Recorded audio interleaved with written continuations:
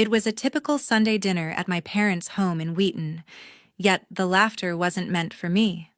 I'm Natalie Carter, 32, and I've run my own online business for nearly a decade.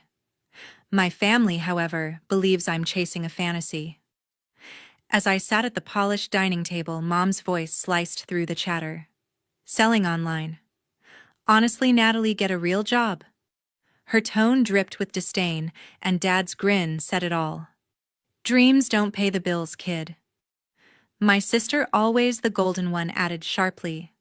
Still playing with that little website. Some people actually work for a living. The table erupted in laughter, each chuckle hitting like a jab. I didn't react, just smiled and took a slow sip of wine. They had no idea what I'd achieved, and I wasn't about to plead for validation. My cousin, seated quietly beside me, offered a sympathetic glance, while the rest formed a firing squad of judgment. Even the family friend in the sleek suit joined in with a smirk. What's next? Natalie selling trinkets on the street. I let the words roll off my phone, resting silently beside my plate. They thought they knew me, thought they had me figured out. But something was coming, something that would wipe those smug grins right off their faces.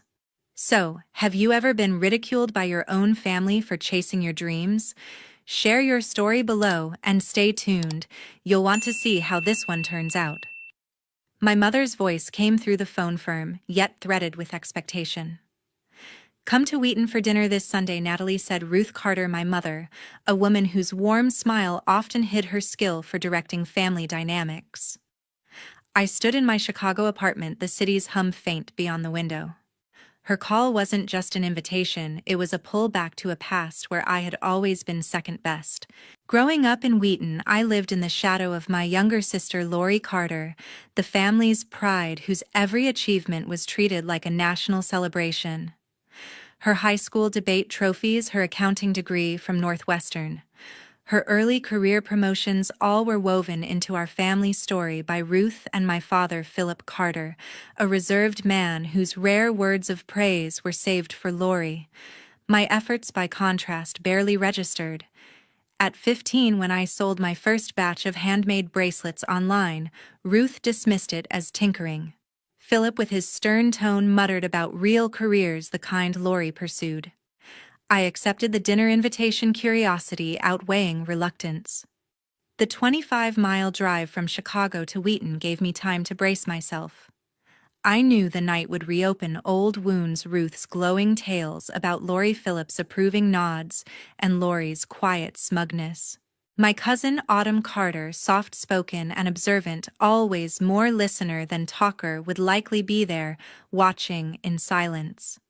A family friend, Adam Reed, a sharp-tongued real estate investor in his 40s, might join as well, ready to question my unorthodox career. I'd moved to Chicago to build my e-commerce business, spending years mastering logistics and marketing. Yet to them, it remained a distraction from a proper job like Lori's. Stepping into the Wheaton house, the scent of Ruth's pot roast filled the air. The dining room was unchanged. The same oak table, the same framed photos of Lori's milestones lining the walls. Ruth greeted me with a brief hug, her smile polite rather than warm. "You're here," she said, her tone clipped. Philip, seated at the head of the table, gave a short nod, his attention already drifting toward Lori. My sister, polished and composed in her 30s, flashed a well-rehearsed smile. Autumn, sitting quietly, offered a small wave, her expression gentle but wary. Adam, dressed in a tailored suit, leaned back, assessing me. "Still chasing that online venture, Natalie?" he asked, his voice thick with doubt. I nodded, keeping my reply even. "It's growing." He raised an eyebrow, glancing toward Ruth. As dinner began, the conversation turned predictably to Lori. Ruth launched into a story about one of Lori's major deals from years ago, speaking as if it were yesterday. Philip, typically silent, added, "She's always been driven." I remembered every time they'd dismissed my accomplishments. At 12, when I built a blog to share my designs, Ruth had said, "Lori's got a math competition, focus on that." At 17, when I earned $2,000 from online sales, Philip shrugged. "Lori's internship is what matters." Lori never corrected them. She'd absorb their praise, her glances cutting as if my efforts threatened her spotlight. Autumn remained quiet, her sympathy showing only in fleeting looks. Now at the table, Lori spoke up, her tone bright and controlled. "I've been mentoring a few colleagues on finance," she said neatly, skirting her recent unemployment. Ruth beamed while Philip grunted in agreement. I stirred my food, the weight of their favoritism pressing down on me. They had no idea how far my platform had grown, the millions it generated, the recognition it was earning. To them, I was still the girl who played online. I exhaled slowly, preparing myself for the long night ahead. As Mom served the appetizers, my mind drifted back to the early days. I was 22, fresh out of college, armed with a business degree, and $50,000 I'd saved from countless part-time jobs. I didn't want a cubicle or a boss breathing down my neck. Instead, I launched an online store selling curated home goods on a budget platform. The first year was brutal. I put in 80-hour weeks juggling supplier issues, website crashes, and marketing with barely any funds. My first ad campaign tanked $2,000, spent 3 sales made. I barely slept analyzing data until my eyes burned. But I learned. I studied customer behavior, refined algorithms, and automated inventory. By the second year, my store hit 6 figures in revenue. By year 5, it crossed $1 million. Now at 32, my platform rivals major e-commerce players, all powered by systems I built from scratch. None of that mattered to my family. They never asked, never cared. To them, I was still the kid playing online, while Lori was the family's pride until her firm let her go. Mom's voice pulled me back to the dining room. "Lori always knew how to make us proud," she said, eyes glinting with nostalgia. Her office had a view of the city. Lori smirked, leaning back in her chair. "Yeah, I handled accounts for Fortune 500 clients," she boasted, pretending her reality didn't exist. Unemployed, buried in credit card debt. Dad nodded, his fork frozen midair. "That's what a real career looks like, Natalie, not your internet games." The family friend, still immaculate in his tailored suit, chuckled softly, his gaze a mix of curiosity and amusement. I didn't bite. I'd heard this performance before, every holiday, every phone call, the same worn-out comparison to Lori's so-called glory days. Across the table, my cousin shifted uneasily. She finally spoke, her voice barely above a whisper. "Natalie's business is actually pretty impressive," Mom cut her off. "Impressive doesn't pay the bills," she said sharply, her tone final. Lori laughed, tossing her hair. "Exactly. Some of us had real responsibilities, not hobbies." I gripped my glass, my knuckles pale, but my expression stayed calm. They didn't know about the 16-hour days, the loans I'd paid off, the team I'd built. They didn't know I'd just closed a deal with a major supplier that doubled my inventory overnight. To them, Lori's past was gold, and my present was a joke. I let their words hang heavy in the air. I wasn't here to argue. I'd built something real, something bigger than they could imagine, and soon they'd see it. The main course arrived, and the family friend leaned across the table. His tailored suit caught the light, his voice smooth but probing. "So tell me about this online venture of yours," he said, his tone curious rather than mocking. I set my fork down and met his gaze. For the first time that evening, someone seemed genuinely interested. "It's an e-commerce platform," I began evenly. "I source products, optimize customer data, and run targeted ad campaigns. It's about understanding demand and delivering efficiently." I paused, expecting interruption, but he nodded, eyes narrowing slightly as if assessing my words. "Data-driven. Huh. How do you make it profitable?" he asked, leaning closer. I explained how I used analytics to track buying behavior, retarget ads, and streamline logistics. "Last quarter, I cut ad spend by 15% and increased conversions by 20%, I said, recalling figures from my last report. For a moment, I thought he might actually be impressed. Then Mom's laugh sliced through the air. "Data sounds like a fancy way to scam people online. she said, shaking her head. Dad snorted, wiping his mouth with a napkin. Come on, Natalie, that's smoke and mirrors. Real businesses don't run on computer tricks. Lori, never missing a chance, leaned forward with a smirk. What's next? Selling pyramid schemes to your customers. The table burst into laughter, voices overlapping in a chorus of mockery. My cousin shifted in her seat, hands twisting in her lap, eyes fixed on her plate. The family friend raised an eyebrow, his earlier curiosity now tinged with amusement. You must be selling something pretty special to make a living, he said, his tone hovering between interest and disbelief. I felt heat rising in my chest, but I kept my expression neutral. It's not about selling special things, it's about systems, data, logistics, scale. I said, my voice clipped and calm. Mom rolled her eyes. Systems, please. Lori worked with real clients, not some internet gimmick. Lori nodded smugly. Yeah, I dealt with actual companies, not pop-up ads. Dad chimed in, his voice gruff. You should have gone into accounting like your sister. That's a career you can count on. Their laughter swelled again, each chuckle cutting deeper. I glanced at my phone on the table, still silent, and took a slow sip of water. I didn't need to defend myself. Not yet. They could laugh all they wanted, but their ignorance was about to run out of steam.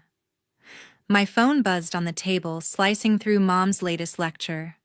The screen lit up with a notification from my store's management app. The bold text, impossible to miss. $3.6 billion in sales processed 24 hours, Black Friday surge. I froze, pulse quickening. I'd expected a strong day, but that number was far beyond anything I'd projected. Mom, sitting beside me, caught sight of the screen before I could tilt it away. Her fork slipped from her hand, clattering against the plate as her eyes widened. 3 billion, she whispered, disbelief trembling in her voice. The table went silent. Every pair of eyes fixed on my phone. Dad leaned forward, his brow furrowed. Is that real? He asked, his usually firm tone now uncertain. Lori's smirk vanished. She gripped the edge of the table. No way, she muttered. That has to be a glitch. Across from me, my cousin gasped softly, her eyes bright with surprise. The family friend, his sharp suit suddenly less imposing, adjusted his glasses and squinted. $3.6 billion. In one day, he said, his voice caught between awe and skepticism. I stayed silent. I didn't need to say anything. Mom grabbed my phone, her fingers trembling as she zoomed in on the notification. This can't be right, she said, her voice rising. You're selling trinkets. And you made billions. Her words hung heavy in the air. Dad reached for his own phone, fumbling as he typed. Let's see about this, he muttered. Lori, pale, now snatched hers too, nails tapping rapidly on the screen. My cousin's shock softened into a quiet smile. The family friend leaned back, arms crossed, waiting. Seconds later, Dad's face went slack. He turned his phone toward Mom. It's on Forbes, he said quietly. She's Online Entrepreneur of the Year. Mom's jaw dropped as she read the headline aloud. Natalie Carter, founder of a leading e-commerce platform revolutionizing retail, valued at over $4 billion. Lori's phone slipped from her hand, thudding against the table. You're joking, she said, hollow. You Forbes. I leaned back, letting the silence stretch. For years, they'd mocked me, called my work a scam, a hobby, a waste of time. Now the truth was in front of them, undeniable and raw. Mom's lips parted, but no words came. How did you do this? She finally asked, her tone wavering between awe and desperation. Dad shook his head, still staring at his phone. Why didn't you tell us? He said softly, almost regretful. Lori's eyes narrowed. This doesn't make sense, she said sharply. You're not some tech genius. You're just you. My cousin met my eyes and gave a small, proud nod. The family friend cleared his throat, his earlier amusement gone. That's impressive, he said carefully, as if recalculating everything he thought he knew about me. I picked up my phone, the screen still glowing. It's not about being a genius, I said evenly. It's about work, years of it. While you were busy praising Lori's past, I was building this. The words hit hard. The room fell silent again. Mom's face flushed. Dad looked away. Lori's confidence crumbled. For years they'd tried to tear me down, but now the numbers didn't lie. Neither did Forbes. The silence after the notification lasted exactly 7 seconds. Mom broke it first, her voice trembling with guilt and disbelief. Natalie, we didn't know, she stammered, her hand still gripping my phone, the Forbes article glaring back at her. Dad cleared his throat, eyes fixed on the tablecloth. We might have been too hard on you, he said slowly, the words rough with regret. Lori's face flushed as she forced a shaky smile. I mean, it's impressive, okay? We just didn't expect this, she said, gesturing weakly toward the phone. My cousin stayed silent but gave me a small nod, her expression steady with quiet support. The family friend adjusted his tie, his earlier confidence fading into awkward politeness. You've clearly done something remarkable, he said carefully, like tiptoeing through a minefield. I leaned back, arms crossed, feeling the weight of their words, but none of their sincerity.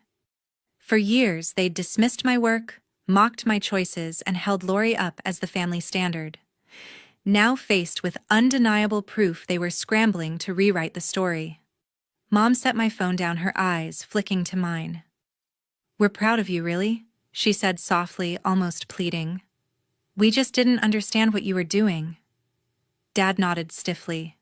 You should have told us sooner, he added, as if I'd hidden my success out of spite. Lori shifted in her chair, trying for warmth, but failing. Yeah, you could have given us a heads up. We wouldn't have, said those things. I raised an eyebrow, patience thinning. Their apologies felt like sandpaper, rough forced, and meant to save face, not admit fault. My cousin opened her mouth but hesitated, glancing toward Mom. The family friend leaned forward, seizing the chance to steer the tension elsewhere. So what's next for you? With numbers like that, you must have big plans, he asked, his tone overly bright. I didn't answer him. Instead, I turned to Mom, my voice calm but sharp. You didn't need to understand my work. You just needed to trust me. But you didn't. You chose to believe Lori was the success story even when she wasn't. Lori's face reddened, her hands curling into fists. What's that supposed to mean? She snapped, her voice cracking. I met her glare without flinching. You've been out of work for a year, Lori. You're drowning in credit card debt, borrowing from Mom and Dad to keep up appearances. I know because you posted about it online, assuming no one would notice. The table went still. Mom's eyes widened, her hand flying to her chest. How dare you bring that up? She hissed, her voice shaking. Dad turned to Lori, disappointment clouding his face. Is that true? He asked quietly. Lori's mouth opened, but nothing came out. Her silence said enough. My cousin bit her lip, eyes darting between us. The family friend shifted in his seat, his polished composure gone. I wasn't done. I looked back at Mom, my words deliberate. And you, Mom, you've been telling your club friends Lori's still a top accountant, haven't you? That's why they stopped inviting you to luncheons. They know she's been let go. People talk. Mom's face drained of color. That's not... I didn't. She began, but her voice faded. Dad's head snapped up, eyes narrowing. Ruth, you said Lori was still working? He said, his tone low, but sharp. The air felt heavy, the room shrinking with every truth exposed. For years they'd built their pride on Lori's past and ignored my present. Now their illusion had cracked wide open. I stood, pushing my chair back, the wood scraping against the floor. I didn't come here for your approval, I said evenly. I never needed it. I built my life without your support, and I'll keep building it. You can keep your apologies. Mom's eyes filled with tears, but she said nothing. Dad stared at his plate, hands clenched. Lori's face was a storm of anger and shame. My cousin gave me a small, sad smile, her silence louder than words. The family friend cleared his throat, reduced now to a quiet observer. I picked up my phone, the screen still glowing with the notification that had changed everything. I didn't need their validation. I never had. I walked out of the house, the night air sharp against my skin. My keys jingled as I headed toward my car, the weight of the evening pressing on my chest.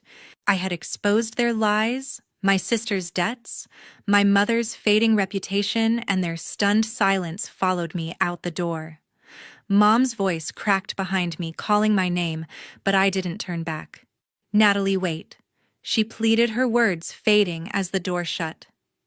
Dad's heavy footsteps echoed, yet he said nothing. My cousin stood in the doorway, eyes wide with concern, but she stayed silent, respecting my choice. The family friend lingered inside his tailored suit, just a shadow through the window. Lori's absence was the loudest. She hadn't even tried to stop me. I slid into the driver's seat, the engine humming to life, and pulled away from the Wheaton house I once called home. The 25 miles to Chicago stretched ahead like a lifeline. I wasn't running away. I was reclaiming myself.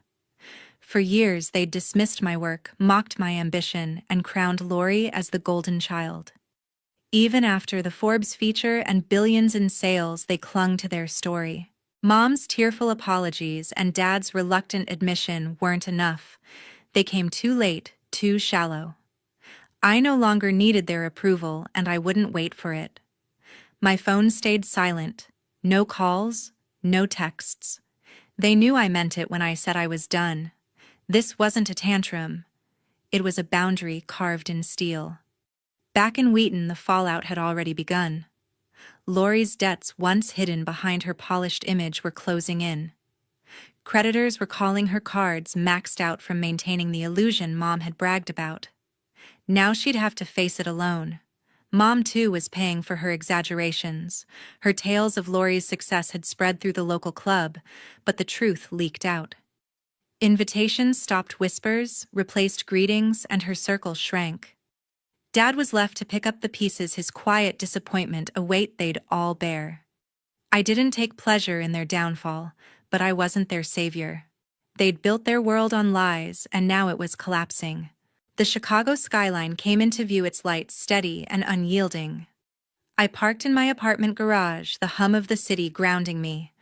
My laptop waited upstairs, my business thriving untouched by their doubts. Every order campaign and late-night analysis had led me here, not just to billions in revenue, but to an unshakable confidence. I'd built this without them, despite them, and that was my power. Their voices, Mom's lectures, Dad's gruff warnings, Lori's smug remarks faded with every mile behind me. I didn't need their validation to know my worth. I'd proven it, and that was enough. Stepping out of the car, I felt my resolve settle. This wasn't just leaving, it was liberation. Confidence wasn't something they could grant. It was something I had earned through persistence and pain. Let them face their consequences. I had a future to build, a life to live, and no one to answer to but myself. Back in my Chicago apartment, the city lights shimmered beyond the window. My phone buzzed with a new message, this time from my cousin. "Natalie, I'm sorry for staying quiet tonight.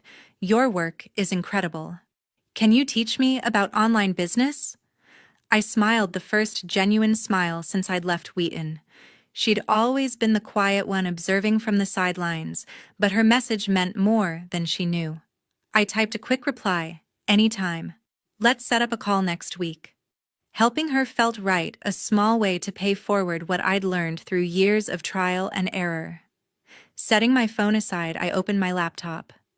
The familiar dashboard of my e-commerce platform appeared, still buzzing with orders from the Black Friday surge, each notification a reminder of what I'd built from nothing.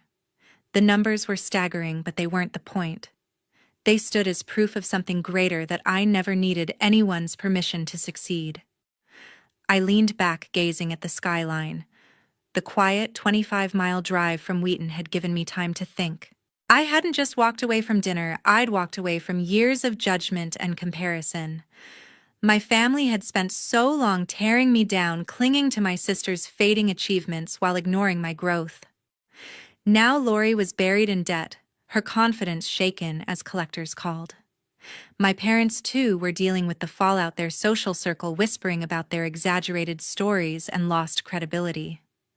I didn't wish them ill, but their problems weren't mine to solve. Their world was theirs to repair. My focus was here in this apartment, in the quiet hum of my business. Every product launched, every campaign analyzed, every sleepless night spent refining strategy had led to this moment. I'd learned to trust my instincts to persist even when no one believed in me. That was the real victory.